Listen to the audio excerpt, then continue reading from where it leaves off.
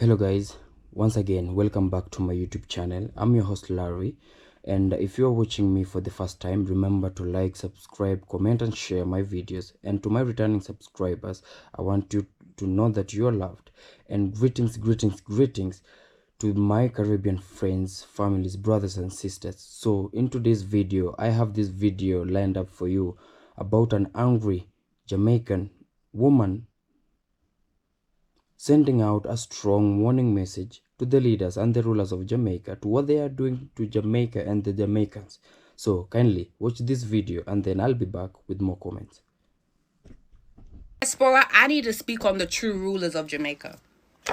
I know you have some of the people fooled, but you don't have me fooled. And I don't think you have a majority of the diaspora fooled. And there is way more diaspora than there is local people in Jamaica. So I'm going to speak on my opinion. They did not come to Jamaica to make it better. They came to Jamaica to gain wealth. And that had nothing to do with us. Nothing! And then they want to use the phrase of Jamaica, out of many, one people, to slap us, the people that actually went through true enslavement, try and make it seem like they're one of us. They are not one of us, and they will never be one of us. They rule us, they control our country, they're even above the politicians. While we're fighting, their resources are growing. Their wealth is growing. Do you see any of the families leaving Jamaica? No, because it's still profitable to be there. The same like Africa, it's still profitable for the West to be there. No matter how they try and say they're like us, they are not like us, and they will never be like us, and they never want to be like us. Do you understand? Stop giving these people platforms. Stop listening to these people. This is my thing. You acquired that much wealth in Jamaica. Go on TikTok and explain to us how to gain that. Explain to us how to climb the corporate ladder within Jamaica because you succeeded. No, you just want to talk. I am Black British. My nationality is Black British, but my ancestral background is Jamaican. They are Jamaicans, but their ancestral background is not Jamaica. I saw it go. And most likely, where the money go back to is their ancestral lands, not Jamaica. Because if the wealth that them families really made was absorbed back into the economy of Jamaica, Jamaica would be much wealthier than it is today. But majority of the big corporations do not pay back into Jamaican economy. They take out of Jamaican economy and move that wealth elsewhere. The elites are not like us. As a small that's been around a lot of elite, rich people, they's not like us. We's not like them. They do not want us on their platform. They do not want us living next to them. They do not want us hibernating next to them. They do not want us breeding with them. They do not want anything to do with us. Get that through your head. So you may look, you may act, you may talk, but you are not us. And you will never be us. And just like I'm a British person, but I will never truly come from here. Because my ancestral lands is in Jamaica. Well, my true ancestral lands is in Africa, obviously. But that's where my family comes from. The people of Kenya achieved some major victories against their government over recent weeks. And this brings me back to the last time when Jamaicans stood up to their government and said enough was enough. In April of 1999, the Patterson-led administration announced that a 31% tax would be imposed on all petroleum products, including diesel, leaded, and unleaded fuel, to raise $2.8 billion to plug a gap in the budget. People from all walks of life quickly came to the realization that an increase in gas prices would cause a ripple effect on consumer goods across the board. Farmers and market vendors said that the increased costs of transporting their goods would leave them no choice but to increase their prices. From Negril Point to Moran Point, commercial activity ground to a halt. Public transportation virtually was non-existent. Taxi drivers and bus drivers abandoned their routes, forcing many commuters to walk long distances to get to work if they could ever make it at all. Children could not go to school. The country was virtually on a lockdown. Police across the island were kept busy clearing roadblocks, and in some instances, they could only watch as some protesters began looting and burning buildings. Finally, the government relented and announced a 50% rollback of the tax. From past riots in Jamaica to the current protests in Kenya, it is a reminder that when the people are pushed to the limit, they will fight back.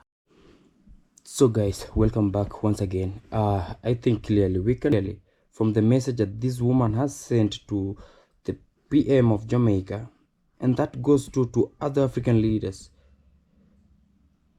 Our leaders have accepted to be the puppets to these white people. They're being fooled with money, and they take it back to their pockets, and our leaders sell us out. And it's high time that these leaders, actually these are not leaders, they are politicians who take themselves to be leaders. So these politicians should know that there's a revolution in Jamaica whereby people are fighting for their rights. People are speaking up for their rights. People are tired. People are tired of how these politicians, they are treating them. People are tired to how these politicians, they're selling out the citizens of their country. People are tired for these politicians selling out the Jamaican precious resources to these white people. We all know that these white people come to Jamaica just for business, and it's not business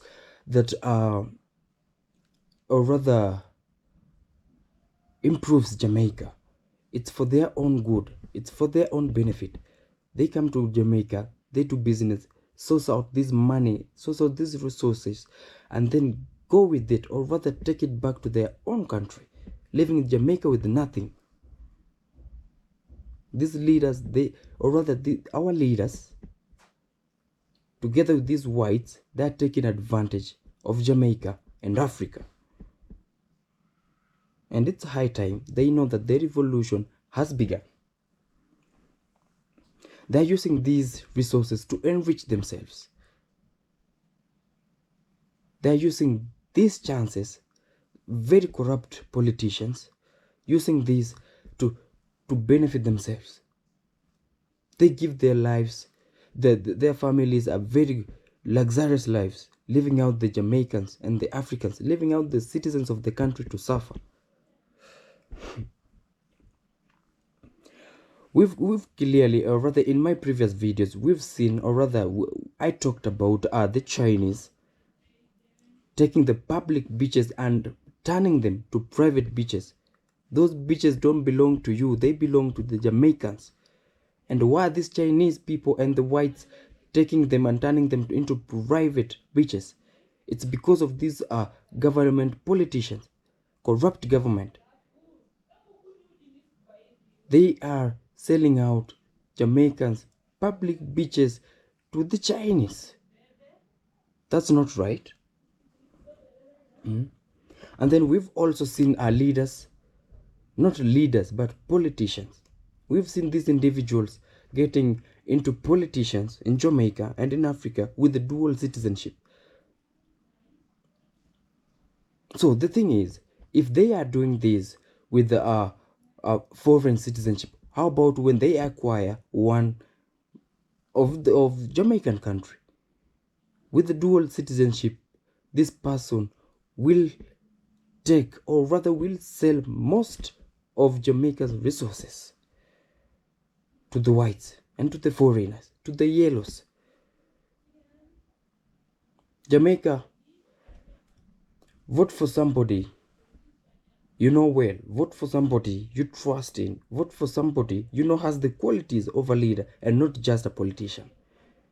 Vote for somebody who has a better vision for the country, who has a better vision for you, who has a better vision for your kids and the kids of your kids, who has a better vision for the coming generations. Don't vote in somebody who just wants, or rather somebody who cares about the position, somebody who cares about the power, somebody who cares about the seat.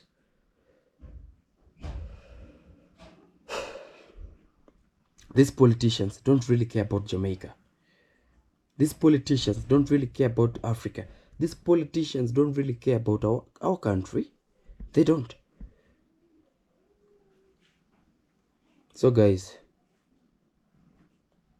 I want us to continue with this revolution. We must speak up for our rights. We must speak up and call out these corrupt politicians. So, I'm your host Larry, and until we meet again, peace out.